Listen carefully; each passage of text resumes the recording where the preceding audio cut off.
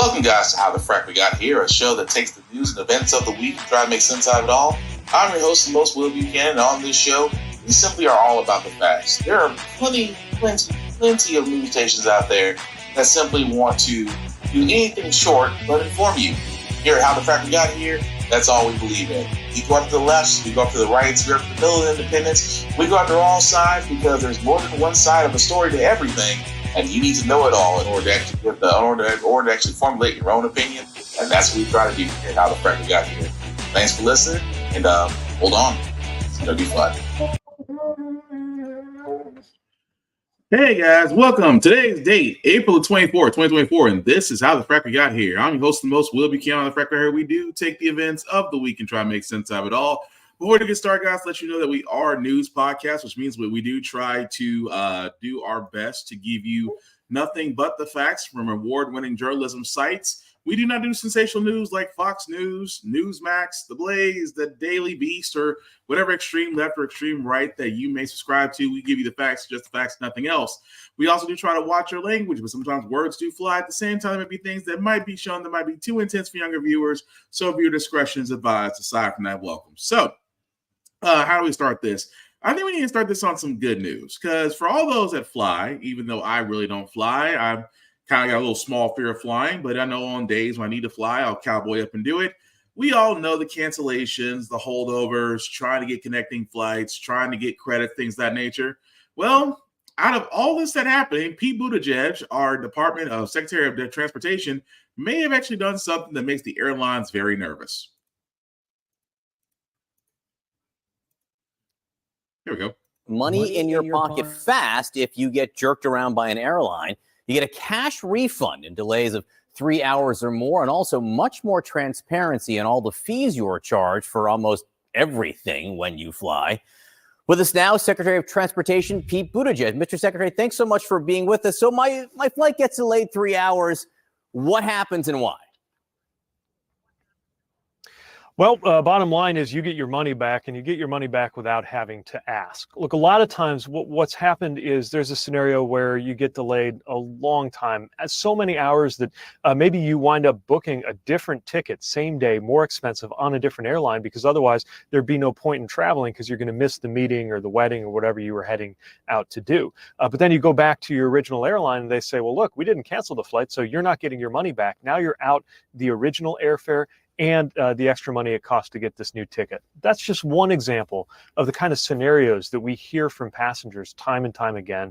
We're putting a stop to it now. From now on, when your flight is canceled for any reason, you are entitled to an automatic cash refund, and it has to be prompt. If you get delayed significantly, that means 3 hours domestically, 6 hours internationally, or if there's another significant change to your itinerary, like maybe you were going to go into one airport, they actually changed the airport on you, or something like that, you're going to get your money back. And importantly, you're going to get it without having to ask. Another situation we see a lot is you get a cancellation or a disruption. The airline says, we're so sorry, here's 2,000 miles. And maybe that sounds good, but that's worth $20 when actually you are owed hundreds. So this is all about making it simpler for passengers, and also with this rule, new provisions about the information that you should get up front so that you know before you buy a ticket what some of the fees are that are connected to that. We're seeing a lot of these hidden fees, junk fees, and it's not a free market if you don't know what you're getting or how much you're paying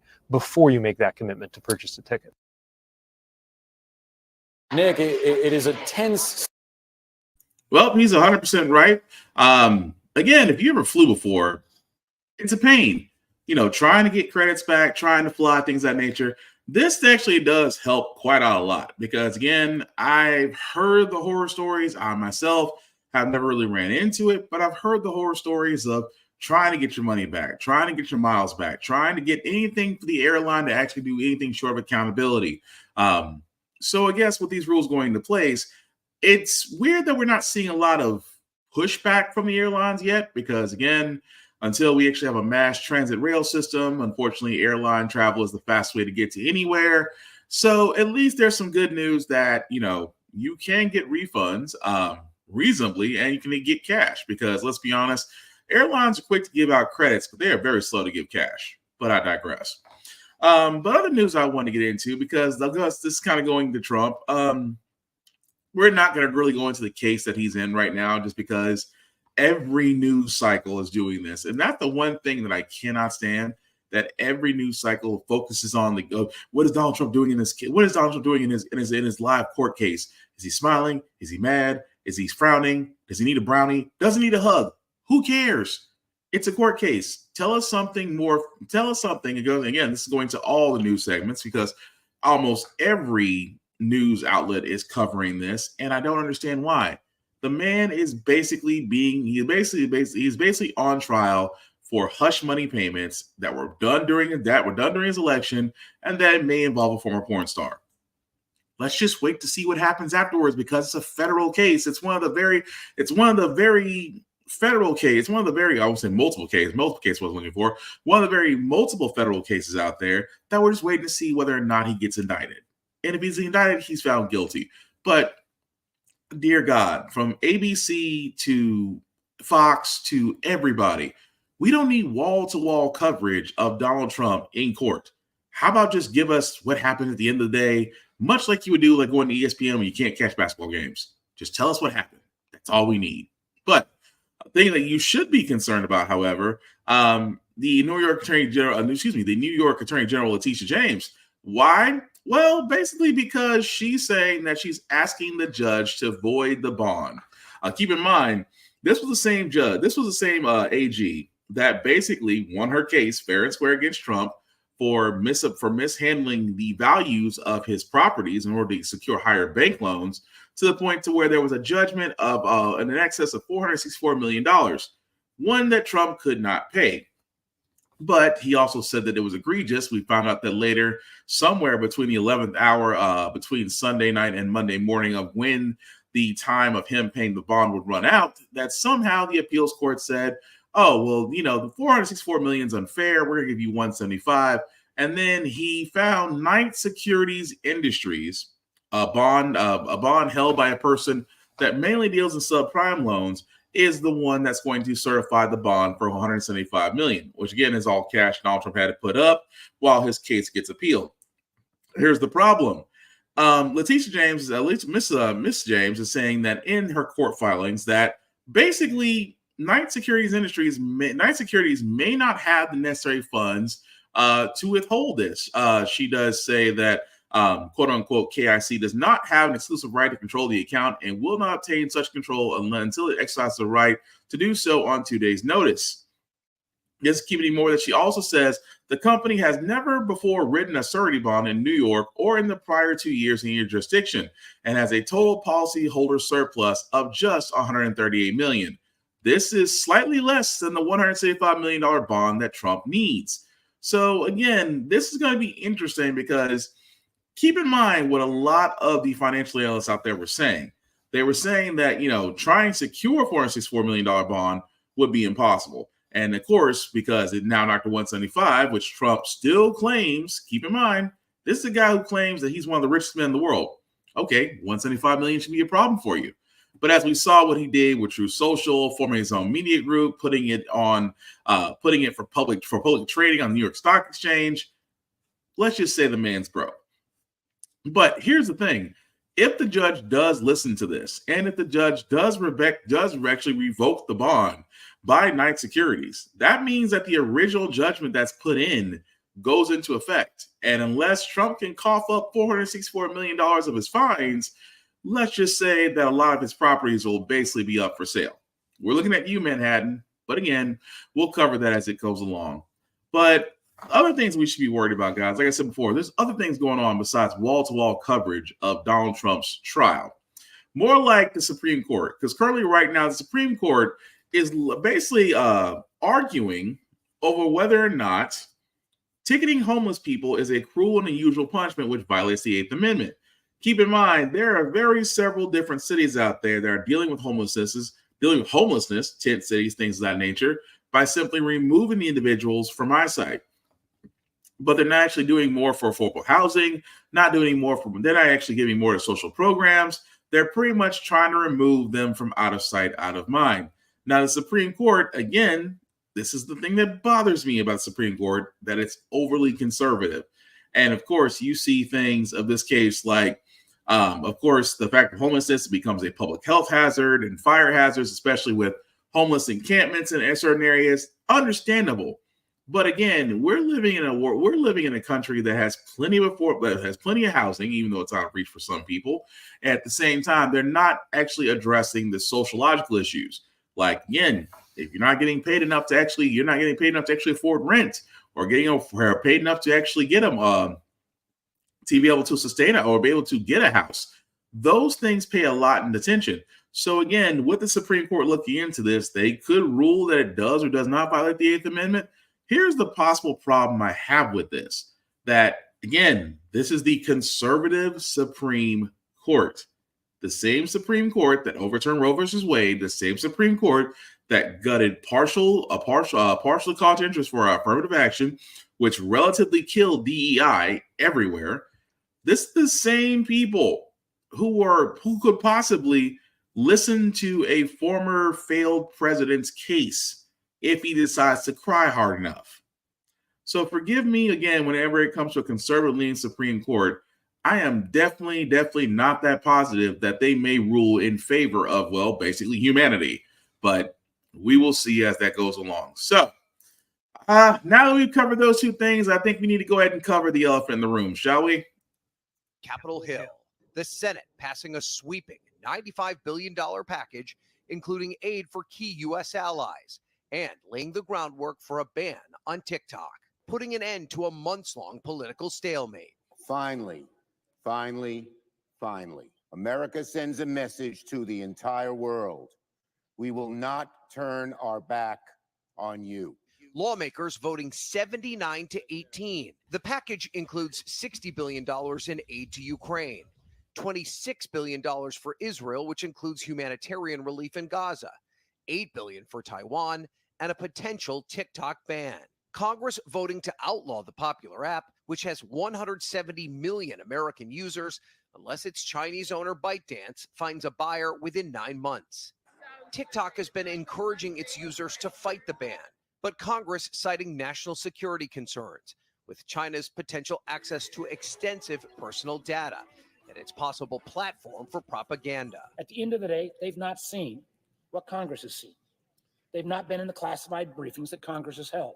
FBI Director Chris Wray telling Lester Holt exclusively Tuesday. TikTok, for us, represents a national security concern. And the reason I say that is that TikTok's parent company is beholden to the Chinese government. But as TikTok vows to fight it, the ban will likely be delayed in court. The aid package passing after a major showdown on Capitol Hill, with House Speaker Mike Johnson facing a rebellion, many Republicans objecting to Ukraine aid. Johnson now adding in sanctions on Iran and Russia, and a few Democrats objecting to Israel aid due to the humanitarian crisis in Gaza.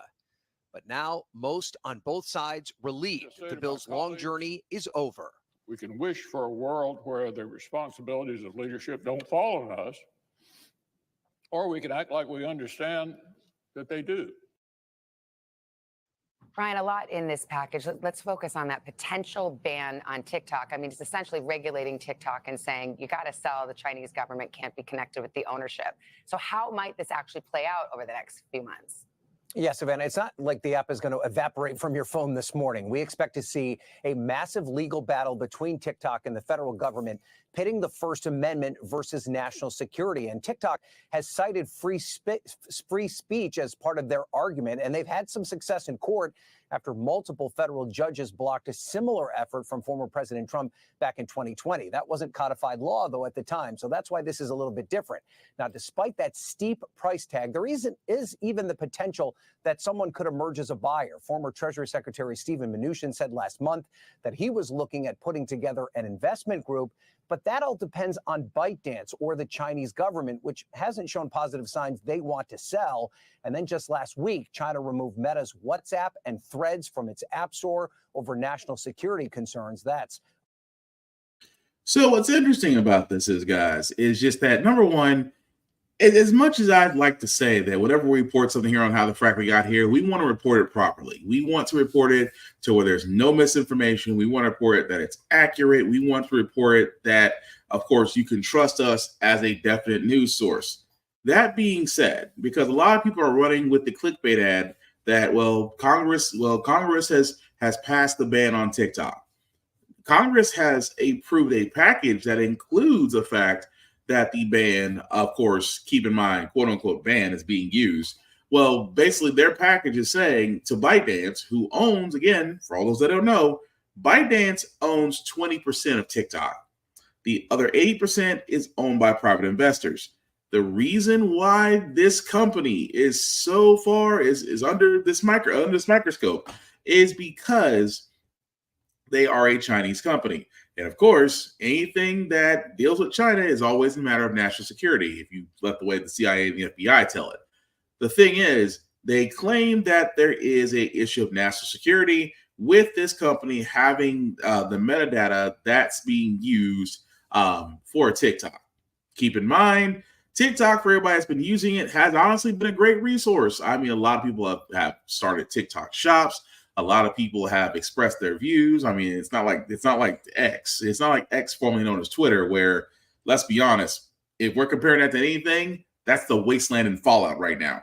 But as far as TikTok, it is probably one of the last bastions of free speech. But what amazes me so is that they don't. I mean, thankfully, in that article that we played, we did see that they had to explain that yes, the ban may not go into effect or may not go into effect at all, because considering ByteDance has 9 months to sell out their stock, which they may not. At the same time, nobody's asking the question of, again, with this ban happening, we're still sending billions of dollars to Taiwan, Ukraine, and Israel. Billions with a B. Keep in mind, Americans already have enough time making ends meet, already have enough hard times with your tax refunds not being what they should be, already have enough time with getting taxed to death. And we're sending billions of dollars to overseas with no with nothing. But it's amazing where out of that entire bill, like this is how bad they want to get TikTok. Which again, I love how Chuck Schumer says, well, the world is paying attention. Is it though? Because we just sent $1 billion overseas and you still have your own citizens and constituents trying to make ends meet on a Wednesday, and the paycheck is another Friday away from here. But the world is paying attention. Yes, the world is paying attention because apparently we have enough money to still fund wars, but can't take care of our own people. But back to TikTok for a second. ByteDance has 9 months to whether or not they want to sell. At the same time, there'll be legal issues along the way that can also prevent this from happening. At the same time, who's not to say other apps will appear? Because as they said, they said that Meta and its Threads apps was removed from the Chinese side, citing security issues. Do you see the BS there for a second? Because anything that's ever said to be national security, immediately they turn around and go, it has to go. I mean, it's not the fact of the matter that just, I don't know, the fact that it's not a US-based company, the fact that its metadata and algorithm are not available to the US government, the fact that you have US investors like Munchin, like Zuckerberg himself, that are itching to get a piece of this, that are willing to, and who's not to say Zuckerberg himself? Keep in mind, Zuckerberg single-handedly tried to kill MySpace. Actually successfully did it. At the same time, his metadata was been released multiple times. Your private messages were read by your private messages that you sent to Facebook were read by Netflix. So the metadata that TikTok has is unavailable to the US side until ByteDance sells it. That's the profit. The profit right there is the algorithm and the metadata there, because that is the new digital currency. So therefore, TikTok is looking very, very good to US investors because they know they can make a mint. But the problem is, once something is that heavily taken over and it's watered down, TikTok will be what YouTube and Facebook are now. Heavily regulated, freedom of speech is taken away. Pretty much it's not what it should be. So I can see the freedom of speech is gonna play into this whole thing. But I cannot believe that the one time Democrats and Republicans actually band together on this bill seems to be over a social media app. Lord knows it couldn't be over minimum. It could be over increasing the minimum wage. It couldn't be over actually fixing our healthcare system. It couldn't be over fixing our immigration system. It could be fixing our VA systems. But a social media app seems to be the rallying cry for both sides. I'm just saying. The ban isn't going into effect anytime soon, guys. So I'd say enjoy yourselves for now, at least. But some other goods, but going away from that news, I wanted to get to this for a second because I have to talk about my home state of Tennessee, which again, born and raised, but it's effing progressively backwards is what it is.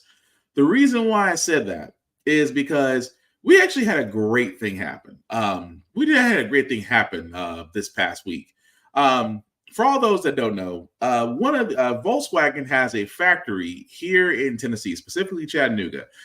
Because of that, the UAW, or United Auto Workers Union, were looking to basically start a union at this plant. This plant has been there longer than I've been on this earth, and it's never had a union. And in the South is anti-union. It really is, only because former businessmen that are politicians will always say the union's bad. Right to work is good, even though right to work is BS. But they hate unions. Why? Because unions force them to be accountable. Unions actually get benefits and better pay and better conditions.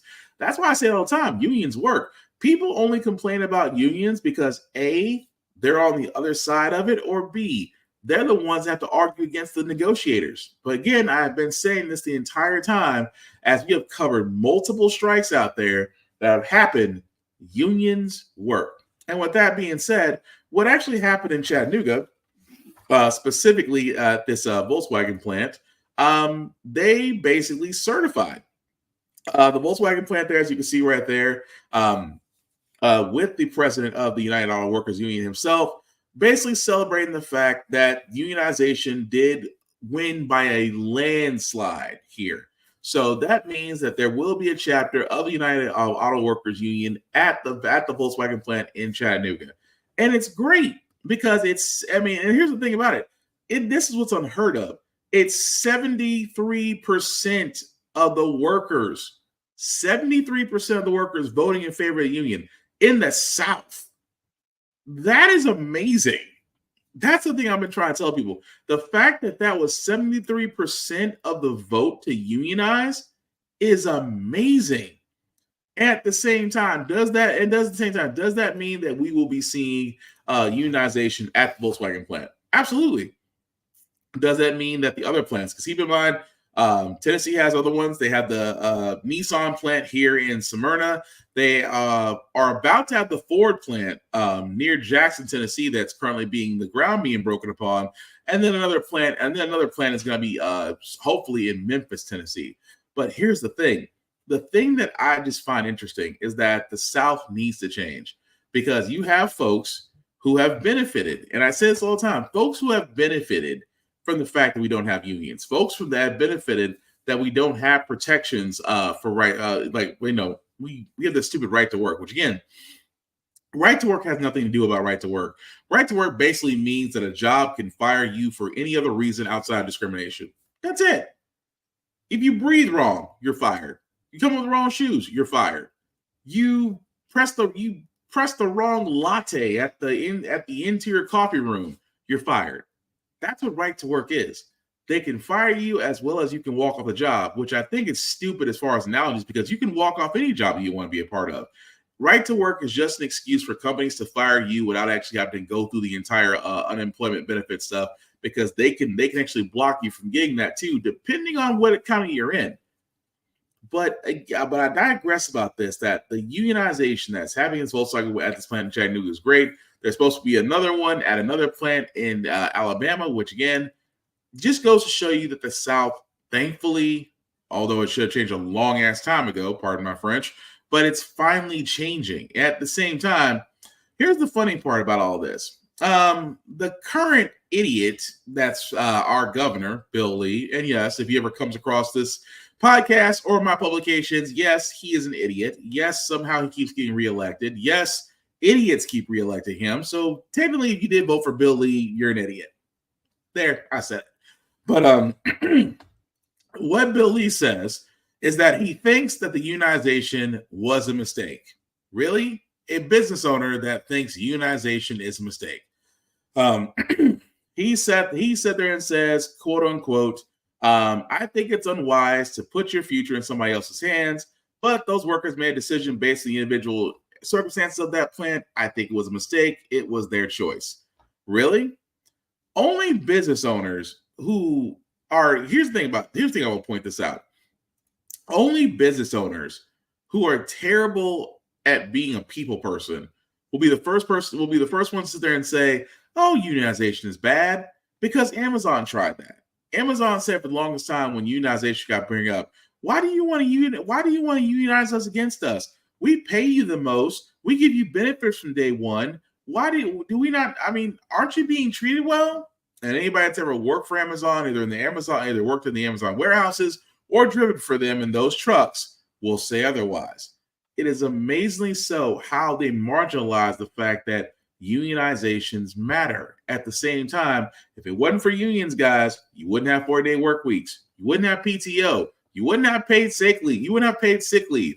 A lot of these things that you have at the regular job, you would not have if not for unions. And I keep saying this all the time, unions work. And of course, leave it to our governor to sit there and say it's a bad idea, because keep in mind, Bill Lee's call to fame was the fact that his family owns an HVAC business here in Nashville. That's it.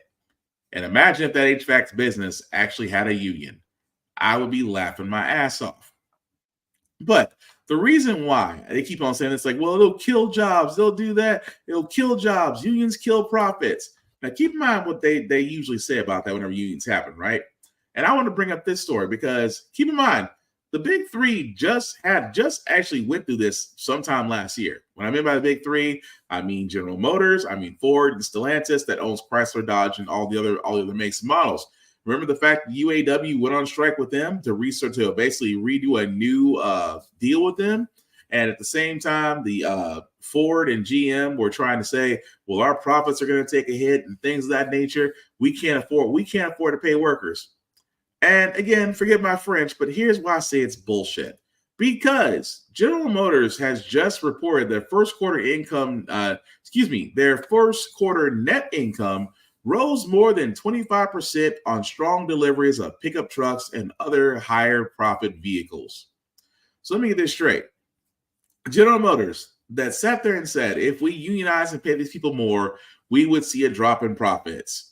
Your first quarter net income says that you've made more than you projected, 25% more than what you would make.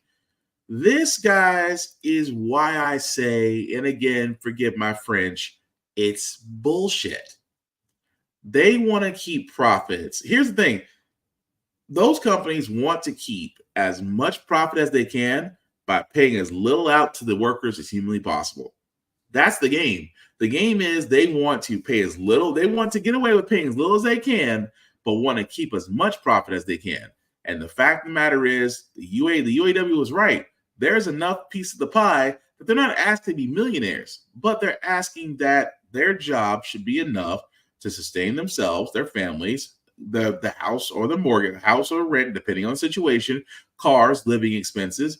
If you are giving your blood, sweat, and tears to a company, the company should pay you enough to where you can live off of, to where you don't have to take a second job, or you don't have to take assistance, or you don't have to do side job hustles unless you absolutely want to.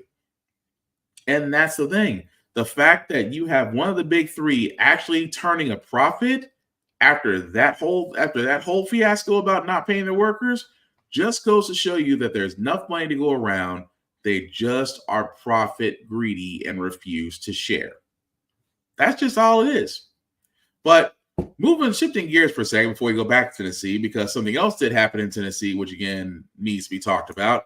But again, this is the one thing I always find it weird whenever we talk about Israel and Palestine and Hamas and Gaza, that it is amazing to me that the reach that whenever it comes something toward Israel, that there's always a cause and effect. What I mean by that is Google just recently fired 20 workers over the protest of technology that Google is supplying the Israeli government.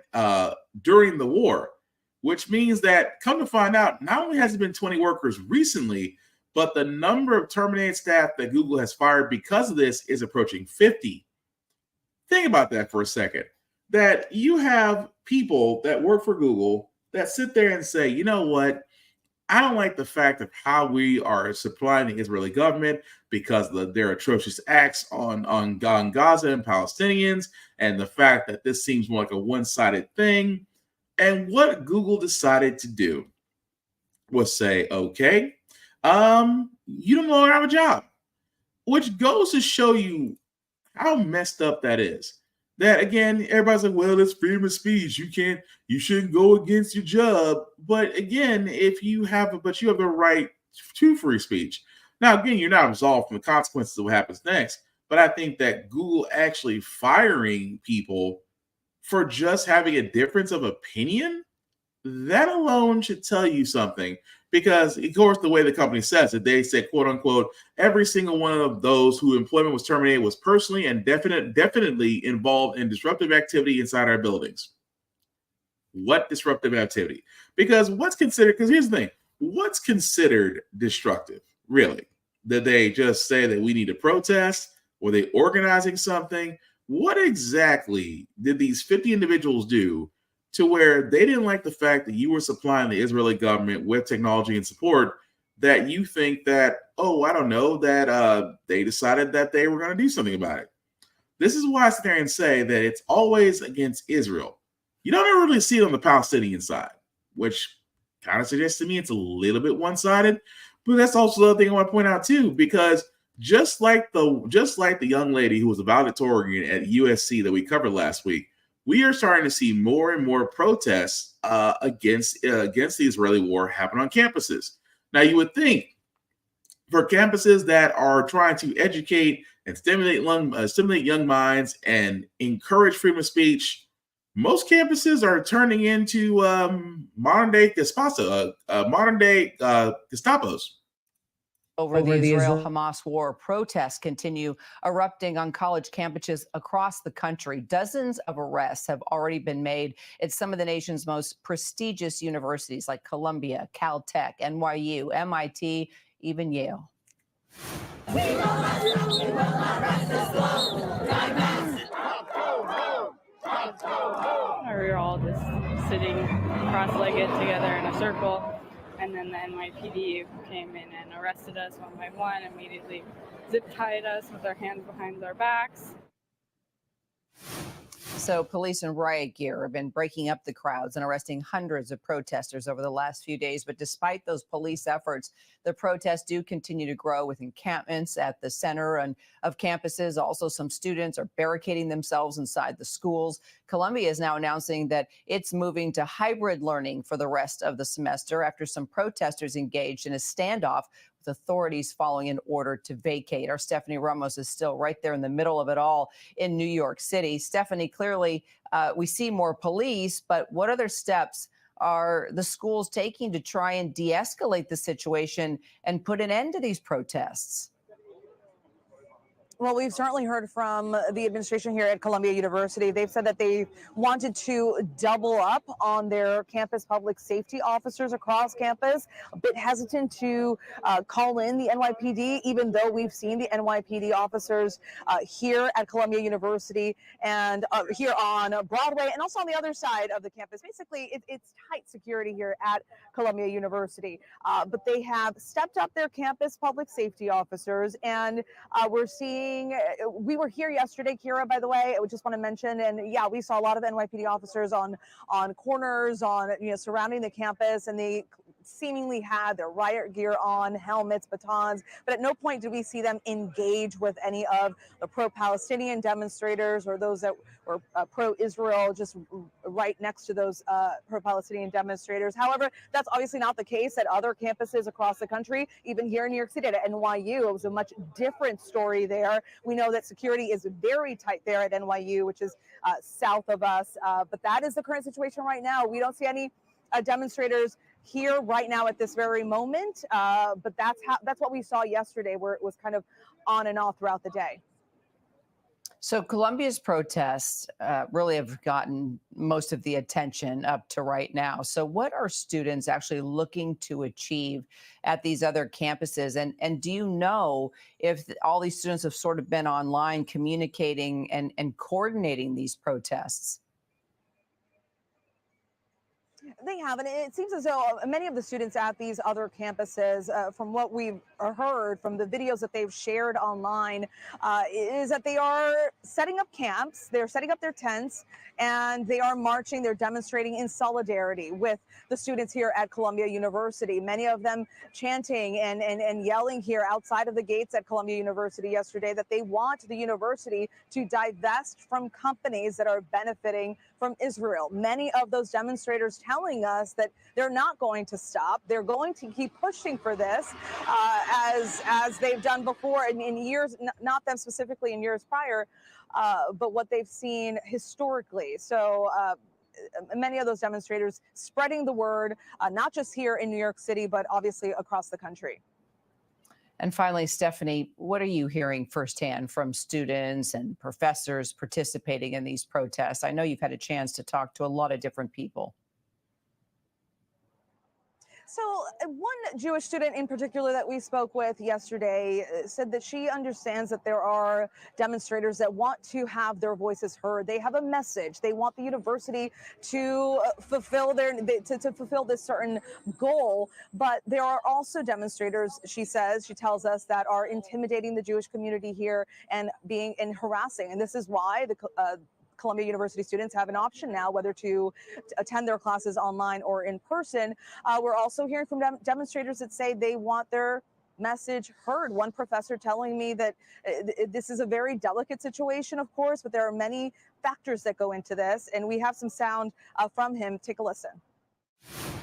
I don't know. We don't know what the outcome is going to be, but I know that these students are incredibly brave to be demanding that their administration, who they are paying a very large amount of money, divest from Israel. So what I know is that it's only actions like these that are capable of making these kinds of changes.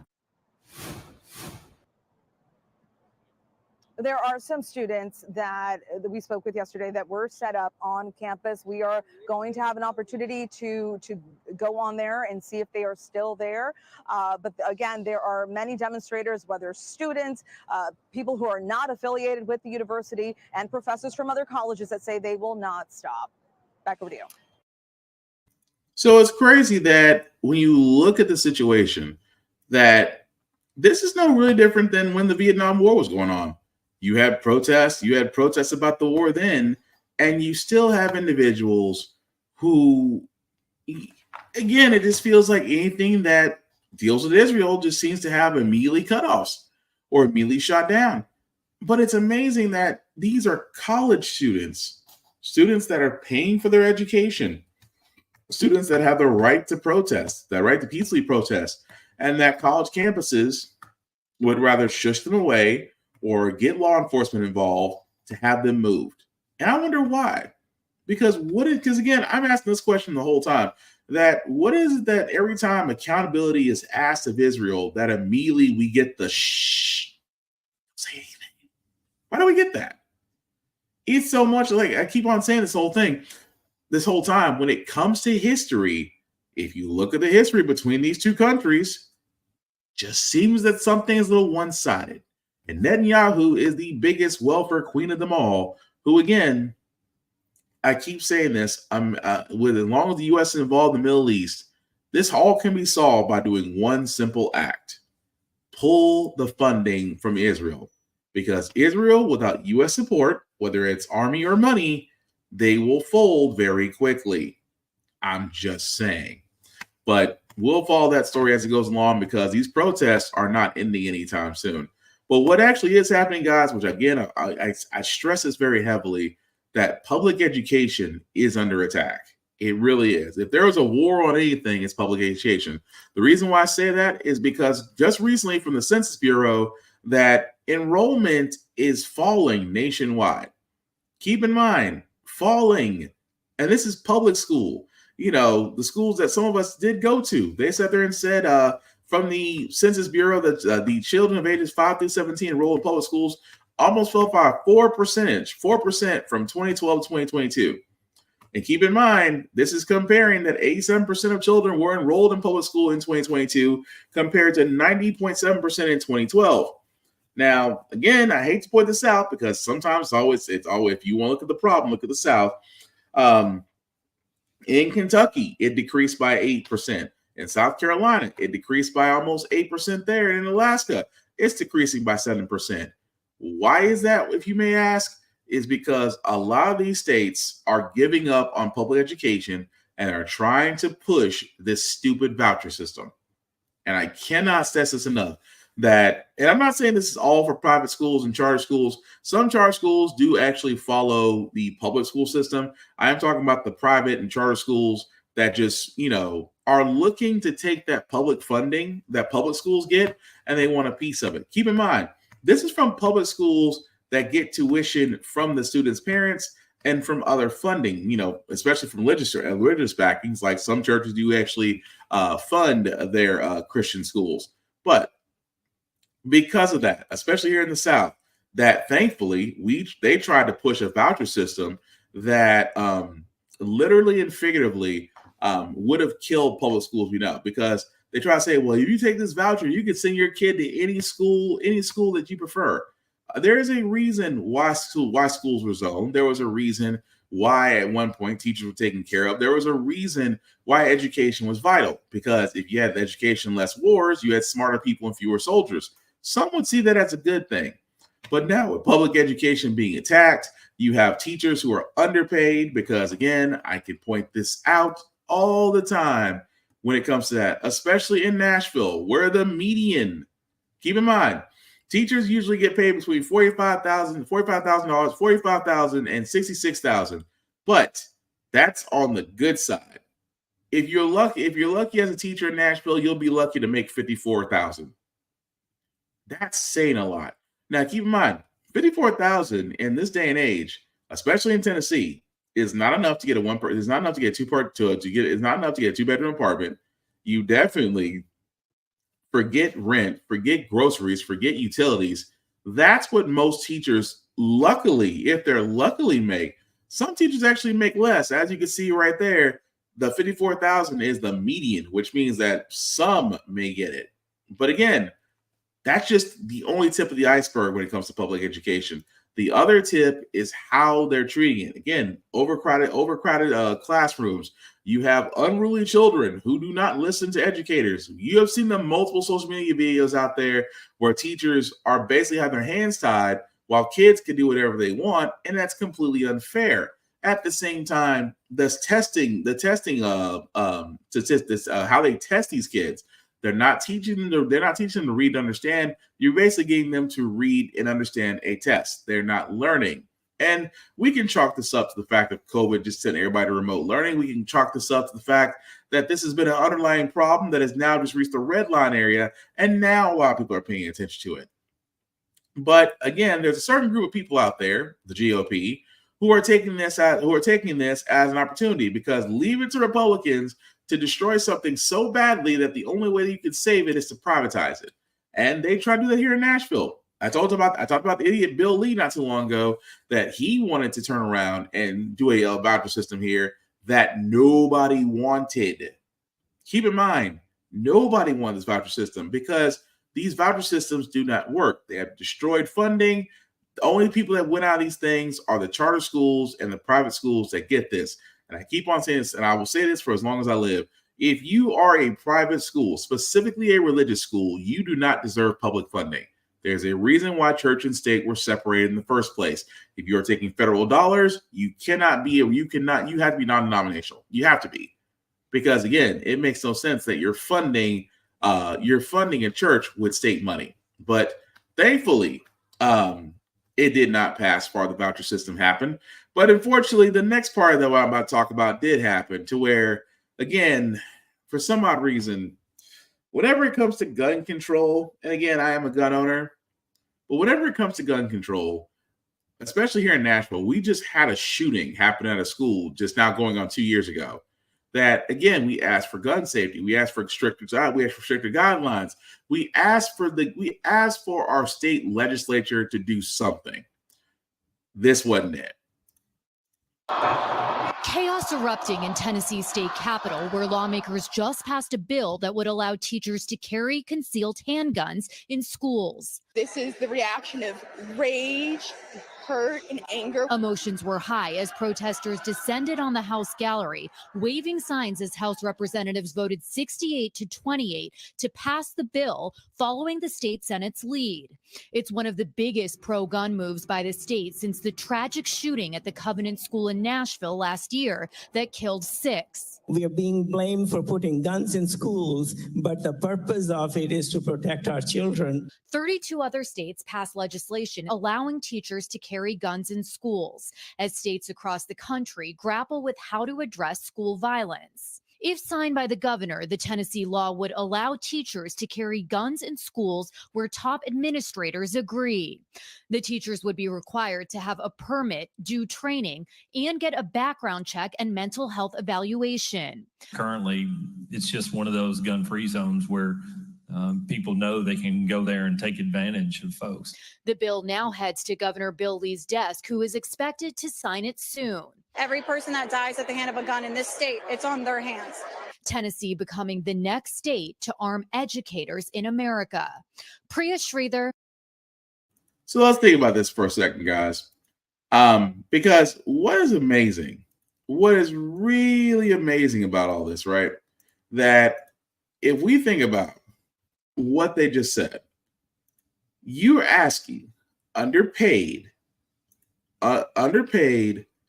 tired out educators that, hey, we're not going to pay you more, but we are going to make sure you're armed.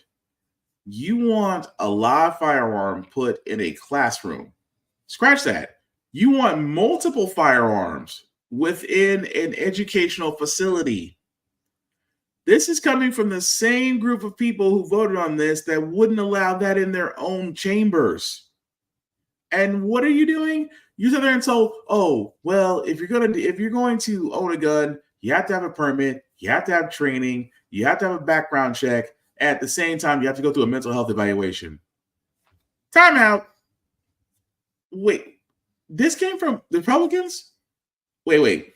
Have a permit, must go through training, must pass a background check, mental health evaluation. Weren't these like the same things that Democrats sat there and said for universal background checks and other gun control that, again, Republicans were all saying, well, nobody will do that? It is amazing that Republicans sat there and said, you know what, just copy the Democrats' homework, but just don't make it look obvious. But on top of that, it's never a good idea to arm educators because, again, bringing a live firearm into an environment with children will never be good. And the reason why I bring that up, guys, is basically because of this. A Tennessee teacher arrested after bringing guns to preschool and threatening to shoot a colleague. This individual, again, was charged with assault, threats of mass violence at a school, and 2 counts of carrying a weapon on a school property regarding an incident that happened at the Academy in McCrory Lane, where she says, quote unquote, she threatened to retrieve a firearm and make threats against another teacher and the school after an argument. Here's the messed up part. If Bill Lee signs that actual bill that gets passed, that's already passed, what happens there is legal. But again, think about that. This is why I say you can't just arm teachers, and you shouldn't. That's not their job. Teachers' jobs are to educate. Teachers' jobs are to make sure children are safe. But bringing a live firearm into an actual environment with kids is so much more dangerous. And it needs to be admitted so. Just because of the fact that I brought up one story where literally it just happened. That one teacher had disagreement, and what's she going to do? She went back to get her gun and bring it into school. And yet you want to arm multiple teachers the same way. Do you see why I say Tennessee is progressively backwards and why Governor Bill Lee is an idiot? Because he will sign it, and a lot of people will think it's a terrible idea. including the same people, but only the people inside that chambers, along with Sexton, that's a whole other story, will think it's a justified idea. This is why I keep telling you guys, come election time, wherever you are, please pay attention to who you vote in, because you may get a group of idiots like we have here in Tennessee. That's all I'm saying. But we're going to move on to our feel-good segment, because usually how the Frack We Got Here, we cover a lot of things that are doom and gloom. Sometimes lose your hope. Sometimes make you lose your faith in humanity. Sorry, words are just hard right now. But we want to leave you guys on some good notes, some good vibrations, as this is Wednesday and tomorrow is pre-Friday, which is Thursday.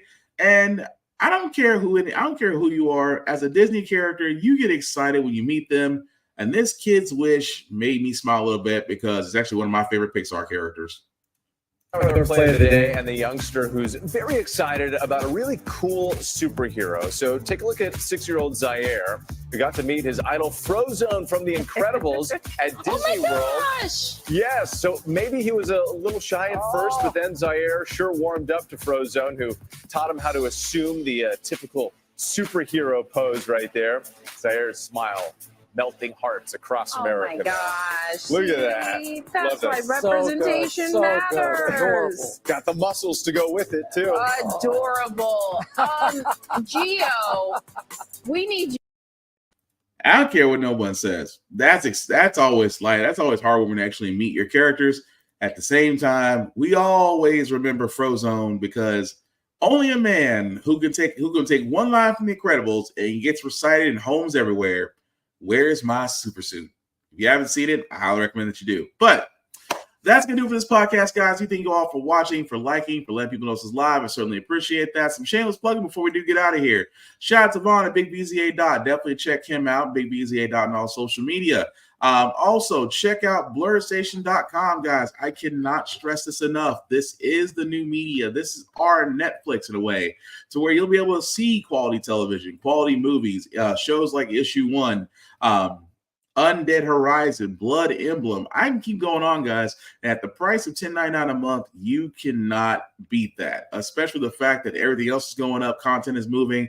But in this case, the content here is here to stay. And if you are a content creator that would love to join Blurred Station, guys, again, you have to join Blurred Station first, and then you'll be able to make your pitch. But the beauty part about this is, guys, is that the content that you do make, you do keep, is that Blurred Station just gets a piece of the distribution, which, again, not a bad deal.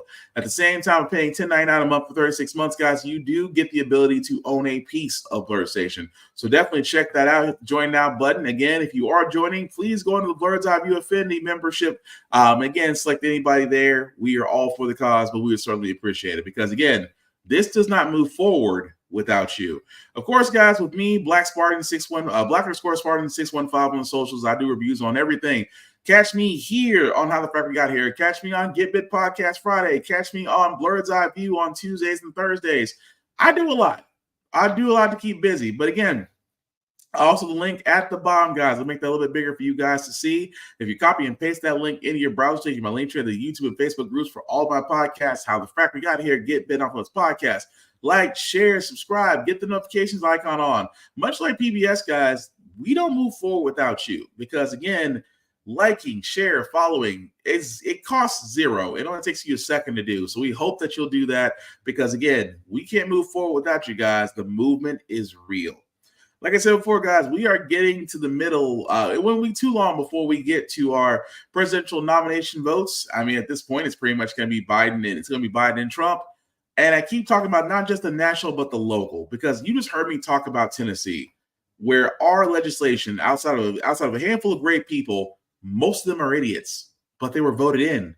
So unless you are doing your part and getting to know these candidates, getting to know their issues, to see if their values jive with yours, do so.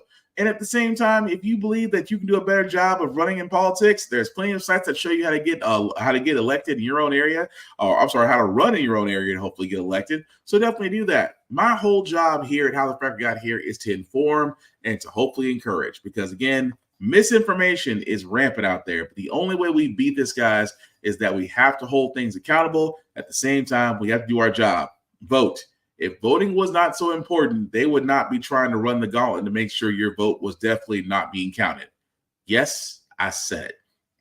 But the last thing I'll say about how the Frack We Got Here, guys, it's all about staying informed. We are not trying to reinvent the wheel. We are simply giving you all the information to allow you to make up your own mind. But we do provide a logical, progressive presentation and perspective to go along with it. We do a lot better than once we're informed. We're progressive. We move forward. We try to right the wrongs of our past by making decisions now that we should have done back then, like electing our first Black woman to the Supreme Court, electing our first Black woman to the Federal Board of Congress, electing our first Black woman to the Federal Board of Governors, electing our first Black woman as a national security advisor. All great things. We don't learn from history. We are doomed to repeat it. That's what we keep asking ourselves. Why does everything go up on our paycheck? Why are we looking at different politicians but still the same old gang in Congress? And most importantly, how the Frack We Got Here. Thank you all for watching, guys. Take care of yourselves and each other. We'll get through this. Peace.